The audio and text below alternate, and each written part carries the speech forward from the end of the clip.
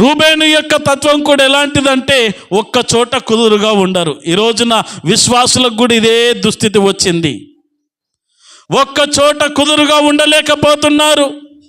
ఒక్క సంఘానికి కట్టుబడి ఉండలేకపోతున్నారు. ఎన్ని ప్రార్థనలు రావాలి నీకు? ఎన్ని ప్రార్థనలు కావాలి నీకు? ఆదివారం క్రమంగా మందిరానికి వెళ్ళడము, క్రమశిక్షను పాటించడము చేత కాదు. ఆదివారం వస్తే 12 ఆరాధనలు కావాలి, శనివారం వస్తే ఒక ప్రార్థన కావాలి, శుక్రవారం వస్తే ఒక ప్రార్థన కావాలి. సంఘానికి కట్టుబడిన స్థితిగతులు ఈ రోజుల్లో చాలామంది విశ్వాసులు లేకుండా పోతా ఉన్నాయి. చివరికి వస్తే ఇంకా కొన్నాళ్ళు అయిపోతే మీరు ఏ సంఘానికి చెందిన వాళ్ళు అని అంటే, మేమండి ఆదివారం ఎక్కడికి వెళ్తాము, శనివారం ఇక్కడ వెళ్తాము, శుక్రవారం ఎక్కడ వెళ్తావు? నీ బొంద నీ బుగ్గి, నువ్వు మా రాజ్యానికి సంబంధించిన కానీ దానివి కాదయ్యా, అమ్మా వెళ్ళిపోండి అని అంటాడు దేవుడు కూడా. ప్రేమణ దోంబిళ్ళారా జ్ఞాపకం చేసుకుందాం. ఒకవేళ